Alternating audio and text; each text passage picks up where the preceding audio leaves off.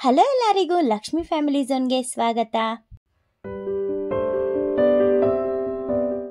ನಾವಿವತ್ತು ಹೋಗ್ತಾ ಇರೋದು ತುಮಕೂರಲ್ಲೇನೆ ಫೇಮಸ್ ಪ್ಲೇಸ್ ಆಗಿರುವಂತಹ ಈ ಪ್ಲೇಸು ಬರೀ 62 ಕಿಲೋಮೀಟರು ಬೆಂಗಳೂರಿಂದ ಆಗುತ್ತೆ. ಈ ಪ್ಲೇಸ್ಗೆ ಹೋಗೋದಕ್ಕೆ ತುಂಬಾನೇ ಲೋ ಬಜೆಟಲ್ಲಿ ಪ್ಲ್ಯಾನ್ ಮಾಡ್ಕೋಬೋದು.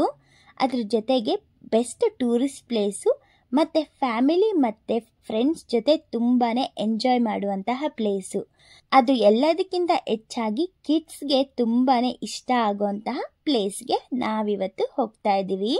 ತುಮಕೂರು ಡಿಸ್ಟಿಕಲ್ಲಿ ಇರುವ ಪಂಡಿತನಹಳ್ಳಿಯಲ್ಲಿರುವ ಮಂದಾರಗಿರಿ ಜೈನ್ ಟೆಂಪಲ್. ಬನ್ನಿ, ಈ ವಿಡಿಯೋದಲ್ಲಿ ನಾವು ಬೆಂಗಳೂರಿಂದ ಬಸ್ ಮತ್ತು ಟ್ರೈನಲ್ಲಿ ಯಾವ ರೀತಿ ಈ ಪ್ಲೇಸ್ಗೆ ಹೋಗೋದು ಅಂತ ನಾನು ಡೀಟೇಲ್ಡ್ ಆಗಿ ನಿಮಗೆ ತಿಳಿಸ್ಕೊಡ್ತೀನಿ. ಅದ್ರ ಜೊತೆಗೇನೆ ಎಂಟ್ರಿ ಫೀ ಬಗ್ಗೆ ಸಹ ಡೀಟೇಲ್ಡ್ ಇನ್ಫಾರ್ಮೇಷನ್ನು ನಾನು ನಿಮಗೆ ಕೊಡ್ತೀನಿ.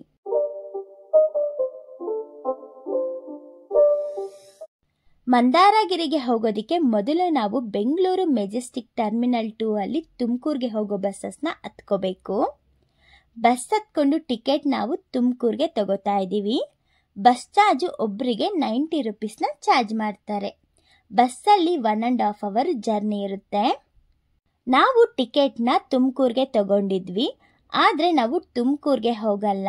ಅದಕ್ಕಿಂತ ಹಿಂದೆನೇ 5 ಕಿಲೋಮೀಟರ್ ದೂರದಲ್ಲೇ ನಾವು ಚೊಕ್ಕೇನಹಳ್ಳಿ ಟೋಲ್ ಪ್ಲಾಜಾ ಅಂತ ಬರುತ್ತೆ, ಅಲ್ಲಿ ನಾವಿವಾಗ ಇಳ್ಕೊಂಡಿದ್ದೀವಿ. ಟಿಕೆಟು ನಾವು ಈ ಟೋಲ್ ಪ್ಲಾಜಾಗೆ ತಗೊಂಡ್ರು ಸಹ ಅವರು ತುಮಕೂರಿಗೇನೆ ಕೊಡ್ತಾರೆ. ಅದರಿಂದ ನಾನು ನಿಮಗೆ ತುಮಕೂರಿಗೆ ತಗೊಳ್ಳಿ ಅಂತ ಹೇಳಿದ್ದು. ಈ ಟೋಲ್ ಹತ್ರದಿಂದ 4 ಕಿಲೋಮೀಟರ್ ದೂರದಲ್ಲಿ ನಮಗೆ ಮಂದಾರಗಿರಿ ಸಿಗುತ್ತೆ. ನೋಡಿ, ನಾವಿವಾಗ ಟೋಲ್ ಹತ್ರ ಇಳ್ಕೊಂಡು ರೋಡ್ನ ಕ್ರಾಸ್ ಮಾಡಿಕೊಂಡು ಹೋಗ್ತಾ ಇದ್ದೀವಿ. ಈ ಟೋಲ್ ಹತ್ರನೇ ಗೌರ್ಮೆಂಟ್ ಬಸ್ ಮತ್ತು ಶೇರ್ ಆಟೋಸ್ ಎಲ್ಲ ಬರುತ್ತೆ, ಮತ್ತು ನಾರ್ಮಲ್ ಆಟೋಸ್ ಸಹ ಸಿಗುತ್ತೆ. ನಮಗೆ ಶೇರ್ ಆಟೋ ಬಂತು, ನಾವು ಅದರಲ್ಲಿ ಹತ್ಕೊಂಡಿದ್ದೀವಿ. ಒಬ್ಬರಿಗೆ ಇಲ್ಲಿಂದ 10 ರುಪೀಸ್ನ ಚಾರ್ಜ್ ಮಾಡ್ತಾರೆ. ನಾವು ಆಟೋದಲ್ಲಿ ಹಿರೇಹಳ್ಳಿ ಇಂಡಸ್ಟ್ರಿಯಲ್ ಏರಿಯಾ ಹತ್ರ ಇಳ್ಕೊಂಡಿದ್ದೀವಿ. ಮೊದಲು KSRTC ಬಸ್ ಸಹ ಈ ಹಿರೇಹಳ್ಳಿ ಇಂಡಸ್ಟ್ರಿಯಲ್ ಏರಿಯಾ ಹತ್ರನೇ ಸ್ಟಾಪ್ ಕೊಡ್ತಾ ಇದ್ರು, ಬಟ್ ಇವಾಗ ಟೋಲ್ ಹತ್ರ ಕೊಡ್ತಾರೆ. ನೋಡಿ, ನಮಗೆ ಹಿರೇಹಳ್ಳಿ ಇಂಡಸ್ಟ್ರಿಯಲ್ ಏರಿಯಾ ರೈಟ್ ಸೈಡ್ಗೆ ಬೋರ್ಡ್ ಸಿಗುತ್ತೆ, ಲೆಫ್ಟ್ ಸೈಡ್ಗೆ ನಮಗೆ ದ್ವಾರ ಸಿಗುತ್ತೆ. ಈ ದ್ವಾರದಿಂದ ಒಳಗಡೆ 1 ಕಿಲೋಮೀಟರ್ ನಾವು ನಡ್ಕೊಂಡು ಹೋದ್ವಿ ಅಂತ ಅಂದರೆ ನಮಗೆ ಮಂದಾರಗಿರಿ ಸಿಗುತ್ತೆ. ನಿಮಗೆ ನಡ್ಕೊಂಡು ಹೋಗೋದು ಕಷ್ಟ ಅಂತಾನೆ ನೀವು ಟೋಲ್ ಹತ್ರನೇ ನೀವು ಮಂದಾರಗಿರಿಗೆ ಆಟೋನ ಮಾತಾಡ್ಕೋಬೋದು. ನೀವು ಇನ್ ಕೇಸ್ ಬೆಂಗಳೂರಿಂದ ಟ್ರೈನಲ್ಲಿ ಬರೋದಾದರೆ KSR ಬೆಂಗಳೂರು ರೈಲ್ವೆ ಸ್ಟೇಷನ್ನಿಂದ ಈ ಹಿರೇಹಳ್ಳಿಗೆ ಡೈರೆಕ್ಟ್ ಟ್ರೈನ್ ಇದೆ. ಅದು ಟೈಮಿಂಗ್ಸ್ ಯಾವ ಥರ ಇದೆ ಅಂತ ಅಂದರೆ ಬೆಳಿಗ್ಗೆ 9:20ಗೆ ಮೆಜೆಸ್ಟಿಕ್ಕು ಬಿಡುತ್ತೆ. ಆ ಟ್ರೈನು ಡೈಲಿ ಇರುತ್ತೆ. ನೀವು ಆ ಟ್ರೈನಲ್ಲಿ ಬಂದರೆ ಹಿರೇಹಳ್ಳಿಗೆ 10:00ವರೆಗೆ ರೀಚ್ ಆಗ್ತೀರಾ. ಟ್ರೈನ್ ನೇಮ್ ನೋಡೋದಾದರೆ KSR Bengaluru Tumakuru MEMU train. Train number ಬಂದು 66567. ಈ ಟ್ರೈನಲ್ಲಿ ಬರೀ 20 ರೂಪಾಯಿನ ಚಾರ್ಜ್ ಮಾಡ್ತಾರೆ. ರೈಲ್ವೆ ಸ್ಟೇಷನ್ನಿಂದ ಮಂದಾರಗಿರಿಗೆ ಬರೀ 2 ಕಿಲೋಮೀಟರ್ ಇರುತ್ತೆ. ಟ್ರೈನ್ನ ನೀವು ಇಳ್ಕೊಂಡು ನೀವು ಆಚೆ ಬಂದರೆ ನಿಮಗೆ ಶೇರ್ ಆಟೋಸು ಸಿಗುತ್ತೆ. ನೀವು 10 ರುಪೀಸ್ನ ಕೊಟ್ಟರೆ ದ್ವಾರದ ಹತ್ರ ಸ್ಟಾಪ್ ಮಾಡ್ತಾರೆ. ನೀವು ಅಲ್ಲಿಂದ ಮಂದಾರಗಿರಿಗೆ ನಡ್ಕೊಂಡು ಹೋಗ್ಬೋದು. ಇನ್ ಕೇಸ್ ನೀವು ನಡ್ಕೊಂಡು ಹೋಗೋದು ಕಷ್ಟ ಅಂತ ಅಂದರೆ ನೀವು ಡೈರೆಕ್ಟ್ ರೈಲ್ವೆ ಸ್ಟೇಷನ್ನಿಂದಾನೇ ಮಂದಾರಗಿರಿಗೆ ಆಟೋನ ಮಾತಾಡಿಕೊಂಡು ಹೋಗ್ಬೋದು. ನೋಡಿ, ನಾವು ದ್ವಾರದಿಂದ ಬರೀ 15 ನಿಮಿಷ ನಡ್ಕೊಂಡೆ ಮಂದಾರಗಿರಿನ ರೀಚ್ ಆಗಿದ್ದೀವಿ. ಈ ಮಂದಾರಗಿರಿಯಲ್ಲಿ ನಾವು ನೋಡಬೇಕಾಗಿರೋದು Mandaragiri Jain temple, peacock temple ಅಂತಾನೆ ಫೇಮಸ್ ಆಗಿರುವ ಗುರುಮಂದಿರ, ಹಿಲ್ ಟಾಪ್ ಟ್ರೆಕ್ ಅಂದರೆ 450 ಸ್ಟೆಪ್ಸ್ನ ಹತ್ಕೊಂಡು ಈ ಬ್ಯೂಟಿಫುಲ್ ಸೀನರಿನ ನೋಡಿಕೊಂಡು ಅದ್ರ ಹಿಂದೆನೇ ನಾವು ಮೈದಾಲ ಲೇಕ್ನ ಸಹ ನೋಡ್ತೀವಿ. ನಾವಿವಾಗ ಮೊದಲು ಗುರುಮಂದಿರಗೆ ಹೋಗ್ತಾ ಇದ್ದೀವಿ. ಈ ಪಿಕಾಕ್ ಟೆಂಪಲ್ನ ನೋಡೋದಿಕ್ಕೆ ನಾವು ಎಂಟ್ರಿ ಫೀನ ಪೇ ಮಾಡಬೇಕು. ಒಬ್ಬರಿಗೆ ಬರೀ 10 ರೂಪಾಯಿನ ಚಾರ್ಜ್ ಮಾಡ್ತಾರೆ. ಒಳಗಡೆ ಹೋಗೋಕ್ಕಿಂತ ಮುಂಚೆ ನಾವು ಇಲ್ಲಿ ಸ್ಲಿಪ್ಪರ್ ಸ್ಟ್ಯಾಂಡ್ ಇರುತ್ತೆ, ಅಲ್ಲಿ ಸ್ಲಿಪ್ಪರ್ನ ಬಿಟ್ಟು ನಾವು ಒಳಗಡೆ ಹೋಗಬೇಕಾಗಿರುತ್ತೆ. ಇಲ್ಲಿ ಕ್ಯಾಶ್ ಮತ್ತು UPI ಎರಡೂ ಸಹ ಅವೈಲಬಲ್ ಇರುತ್ತೆ.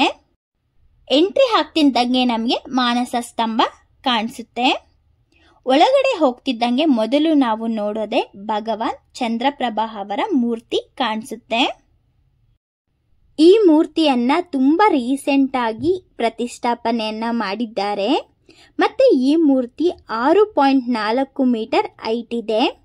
ಈ ಚಂದ್ರಪ್ರಭಾ ಮೂರ್ತಿ ಮುಂದೆ ನಾವು ಈ ವಿಶೇಷವಾದದ್ದನ್ನ ನೋಡ್ತೀವಿ. ಇದು ತುಂಬಾ ಜನ ಇದನ್ನ ನೋಡಿ ಸಹ ನೀಟಾಗಿ ಅಬ್ಸರ್ವ್ ಮಾಡ್ದಂಗೆ ಹೋಗೋದನ್ನ ನಾವಿಲ್ಲಿ ನೋಡಿದ್ವಿ.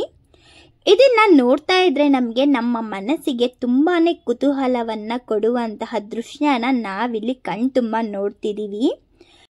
ಇದರ ಅರ್ಥ ನಾವು ನೆನೆಸ್ಕೋತಾ ಇದ್ರೇನೆ ನಮಗೆ ತುಂಬಾನೇ ಕುತೂಹಲವನ್ನ ಉಂಟು ಮಾಡುತ್ತೆ.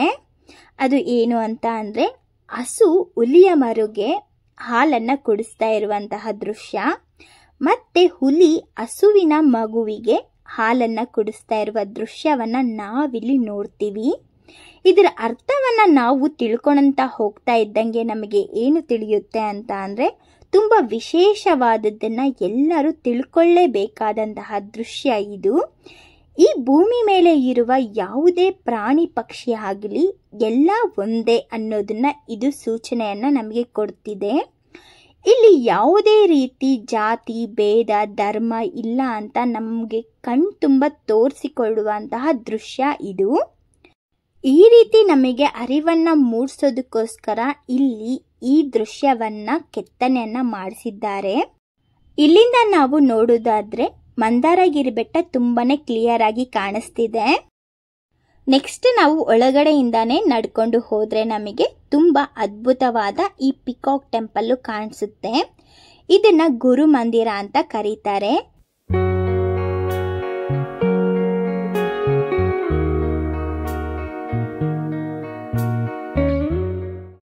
ಈ ಪಿಕಾಕ್ ಟೆಂಪಲ್ದು ಹೈಟ್ ನೋಡೋದಾದ್ರೆ 81 ಫೀಟ್ ಇದೆ. ಇದ್ರ ಒಳಗಡೆ ನಾವು ಹೋದ್ರೆ 108ನೇ ಶ್ರೀ ಶಾಂತಿ ಸಾಗರ ಮಹಾರಾಜ್ ಅವರ ಜೀವನ ಚರಿತೆಯನ್ನ ಇಲ್ಲಿ ಕಂಪ್ಲೀಟ್ ಡೀಟೈಲ್ಡ್ ಆಗಿ ನೀಟಾಗಿ ಪೇಂಟಿಂಗ್ ನ ಮಾಡಿಸಿರ್ತಾರೆ. ನಾವು ಅದನ್ನ ನೋಡ್ಬೋದು. ಮತ್ತೆ ಇಲ್ಲಿ ಧ್ಯಾನವನ್ನು ಸಹ ಮಾಡ್ಬೋದು. ಈ ಮಂದಿರವನ್ನ ನವಿಲುಗೆರೆಯನ್ನ ಹೋಲುವಂತೆ ಈ ಮಂದಿರವನ್ನ ನಿರ್ಮಾಣ ಮಾಡಿದ್ದಾರೆ. ಇದು ಸಹ ರೀಸೆಂಟ್ ಆಗಿ ಮಾಡಿರೋದು. ನಾವು ಇದನ್ನ ನೋಡಿಕೊಂಡು ನೆಕ್ಸ್ಟ್ ಹೋಗೋದೆ ಬಸತಿ ಬೆಟ್ಟ. ಈ ಬೆಟ್ಟಗೆ ನಾವು ಗುರು ಮಂದಿರದಿಂದ ಆಚೆ ಬಂದು ಸ್ಟ್ರೈಟ್ ರೋಡ್ ಅಲ್ಲಿ ನಡ್ಕೊಂಡು ಹೋಗಬೇಕು. ಜಸ್ಟ್ 5 ಮಿನಿಟ್ಸ್ ನಾವು ನಡ್ಕೊಂಡು ಹೋದ್ವಿ ಅಂದ್ರೆ ನಮಗೆ ಇಲ್ಲಿ ದ್ವಾರ ಸಿಗುತ್ತೆ. ಈ ಬಸತಿ ಬೆಟ್ಟನ ಹತ್ತೋದಕ್ಕೆ ನಾವು ಸ್ಟೆಪ್ಸ್ ಅಲ್ಲಾದ್ರೂ ಹೋಗ್ಬೋದು. ಇಲ್ಲ ಅಂತ ಅಂದ್ರೆ ವೆಹಿಕಲ್ ಇತ್ತು ಅಂತಾನೆ ನೀವು ಬೆಟ್ಟದ ಮೇಲೆವರೆಗೂ ವೆಹಿಕಲ್ ಅಲ್ಲೇ ಹೋಗ್ಬೋದು. ನೀವು ಸ್ಟೆಪ್ಸ್ ಅಲ್ಲಿ ಹೋಗ್ತಿದ್ದೀರಾ ಅಂದ್ರೆ 450 ಸ್ಟೆಪ್ಸ್ ನ ಹತ್ಕೊಂಡು ನಾವು ಹೋಗ್ಬೇಕಾಗಿರುತ್ತೆ. 30 ಮಿನಿಟ್ಸ್ ಅಲ್ಲೇ ನಾವು ಬೆಟ್ಟನ ಹತ್ಕೊಂಡು ಹೋಗ್ಬೋದು. ಈ ಬೆಟ್ಟವನ್ನ ಹತ್ಕೊಂಡು ಹೋಗ್ಬೇಕಾದ್ರೆ ನಮಗೆ ತುಂಬಾನೇ ಸೀನರಿಗಳನ್ನ ನಾವಿಲ್ಲಿ ನೋಡ್ತೀವಿ.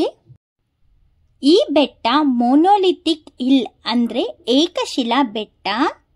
ಈ ಬೆಟ್ಟದ ಮೇಲೆ ಗಂಗರ ಕಾಲಕ್ಕೆ ಸೇರಿದಂತಹ ದೇವಸ್ಥಾನಗಳು ಅಂದ್ರೆ ಜೈನ ಬಸತಿಗಳು ಇದರ ಮೇಲೆ ಇದಾವೆ.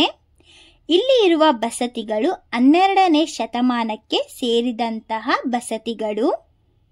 ಈ ಬೆಟ್ಟವನ್ನ ಹತ್ಕೊಂಡು ಮೇಲೆ ಹೋಗ್ತಿದ್ದಂಗೆ ನಮಗೆ ಸ್ಲಿಪ್ಪರ್ ಸ್ಟ್ಯಾಂಡು ಸಿಗುತ್ತೆ.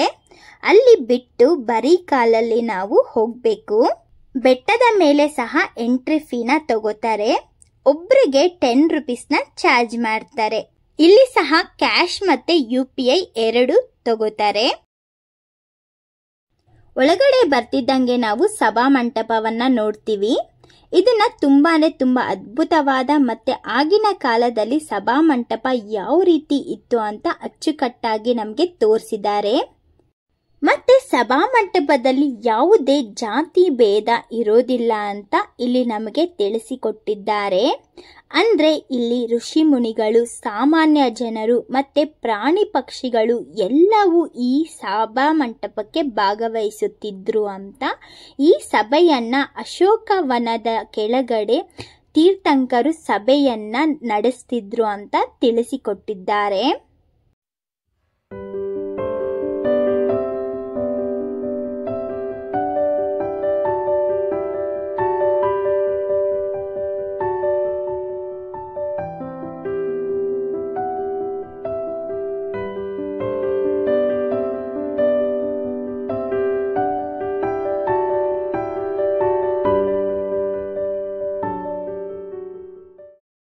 ನಾವಿವಾಗ ಒಳಗಡೆನೆ ಇರುವ ಬಸದಿ ದೇವಾಲಯಗಳಿಗೆ ಹೋಗ್ತಾ ಇದ್ದೀವಿ.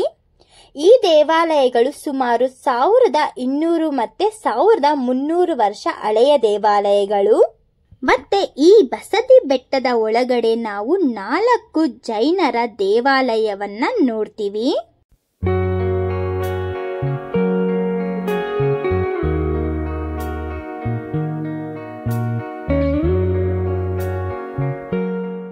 ಆಚೆ ಬಂದ್ರೆ ಇಲ್ಲಿ ನಮಗೆ ಮೈದಾಳ ಕೆರೆ ಕಾಣಿಸುತ್ತೆ. ಮಂದಾರಗಿರಿಯಲ್ಲಿರುವ ಎಲ್ಲ ಪ್ಲೇಸಸ್ಗಳನ್ನ ನೋಡಿಕೊಂಡು ಅದಾದ್ಮೇಲೆ ಈ ಮೈದಾಳ ಕೆರೆ ಹತ್ರ ಬಂದು ಸ್ವಲ್ಪ ಹೊತ್ತು ನಾವು ಟೈಮ್ನ ಸ್ಪೆಂಡ್ ಮಾಡಿಕೊಂಡು ಫ್ಯಾಮಿಲಿ ಜೊತೆ ಎಂಜಾಯ್ ಮಾಡಿಕೊಂಡು ರಿಟರ್ನ್ ಬೆಂಗಳೂರಿಗೆ ಹೋಗ್ಬೋದು.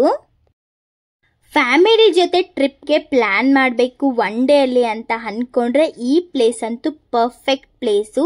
ಯಾಕೆಂದರೆ ಇಲ್ಲಿ ನಾವು ಟೆಂಪಲ್ಸ್ಗಳನ್ನ ನೋಡ್ತೀವಿ, ಮತ್ತು ಇಲ್ಲಿ ಕೆರೆ ಹತ್ರ ಸ್ವಲ್ಪ ಹೊತ್ತು ಸೀನರಿ ಅಂದರೆ ಸುತ್ತು ಬೆಟ್ಟಗಳನ್ನು ನೋಡಿಕೊಂಡು ಎಂಜಾಯ್ ಮಾಡಿಕೊಂಡು ಇಲ್ಲಿ ಟೈಮ್ನ ಸ್ಪೆಂಡ್ ಮಾಡಿಕೊಂಡು ವೀಕೆಂಡ್ನ ಕಳಿಬೋದು. ನೀವು ಇನ್ ಕೇಸ್ ನೆಕ್ಸ್ಟ್ ಟ್ರಿಪ್ನ ಒನ್ ಡೇ ಅಲ್ಲಿ ಪ್ಲ್ಯಾನ್ ಮಾಡಬೇಕು ಅಂತ ಅಂದ್ಕೊಂಡ್ರೆ ಈ ಪ್ಲೇಸ್ಗೆ ನೀವು ಹೋದರೆ ನಿಮಗೆ ತುಂಬಾ ಚೆನ್ನಾಗಿರುವ ಎಕ್ಸ್ಪೀರಿಯನ್ಸ್ ಆಗುತ್ತೆ. ನೀವು ಇನ್ ಕೇಸ್ ಬೆಂಗಳೂರಿಂದ ಟ್ರೈನಲ್ಲಿ ಏನಾದರೂ ಬರಬೇಕು ಅಂದರೆ ಬರೀ 100 ರೂಪೀಸ್ ಇತ್ತು ಅಂದರೆ ನೀವು ಈ ಟ್ರಿಪ್ನ ಪ್ಲ್ಯಾನ್ ಮಾಡ್ಬೋದು. ಮತ್ತು ಬಸ್ಸಲ್ಲಿ ಏನಾದರೂ ಬರ್ತಾ ಇದ್ದೀರಾ ಅಂತಾನೆ ನಿಮಗೆ 250 ರೂಪೀಸ್ ಆಗುತ್ತೆ. ರಿಟರ್ನು ನೀವು ಬೆಂಗಳೂರಿಗೆ ಹೋಗಬೇಕು ಅಂದರೆ ಟ್ರೈನಲ್ಲಿ ಈ ರೀತಿ ಇದೆ ಟ್ರೈನ್ ಡೀಟೇಲ್ಸು. ನೀವು ಇನ್ ಕೇಸ್ ಬೆಂಗಳೂರನ್ನ ಬಸ್ಸಲ್ಲಿ ರೀಚ್ ಆಗಬೇಕು ಅಂತ ಅಂದರೆ ನೀವು ಇಲ್ಲಿಂದ ಟೋಲ್ ಹತ್ರ ಹೋಗಿ ಅಲ್ಲಿಂದ ನಿಮಗೂ ಬೆಂಗಳೂರಿಗೆ ಹೋಗ್ಬೋದು. ಇಲ್ಲ ಅಂತ ಅಂದರೆ ನೀವು ಈ ದ್ವಾರದ ಹತ್ರ ನಿಂತ್ಕೊಂಡ್ರೆ ಅಂದರೆ ಇಲ್ಲಿ ದಾಬಾಸ್ಪೇಟೆಗೆ ಹೋಗೋ ಲೋಕಲ್ ಬಸ್ಗಳು ಬರುತ್ತೆ. ಅದರಲ್ಲಿ ನೀವು ದಾಬಾಸ್ಪೇಟೆಗೆ ಹೋಗಿ ಅಲ್ಲಿಂದ ನೀವು ಬೆಂಗಳೂರಿಗೆ KSRTC ಬಸ್ಸಲ್ಲಿ ಹೋಗ್ಬೋದು. ಈಗ ಲೇಡೀಸ್ಗೆ ಫ್ರೀ ಇರೋದ್ರಿಂದ ಆದಷ್ಟು ಕಡಿಮೆ ಬಜೆಟಲ್ಲಿ ನೀವು ಈ ಪ್ಲೇಸ್ನ ನೋಡಿಕೊಂಡು ಹೋಗ್ಬೋದು. ಯಾರಿಗೆಲ್ಲ ಈ ವಿಡಿಯೋ ಇಷ್ಟ ಆಯಿತು ಲೈಕ್ ಮಾಡಿ, ಶೇರ್ ಮಾಡಿ, ಕಮೆಂಟ್ ಮಾಡಿ. ಇದೇ ಥರ ವಿಡಿಯೋಸ್ಗೋಸ್ಕರ ನಮ್ಮ ಚಾನಲ್ಗೆ ಸಬ್ಸ್ಕ್ರೈಬ್ ಮಾಡೋದು ಮರಿಬೇಡಿ. Thank you.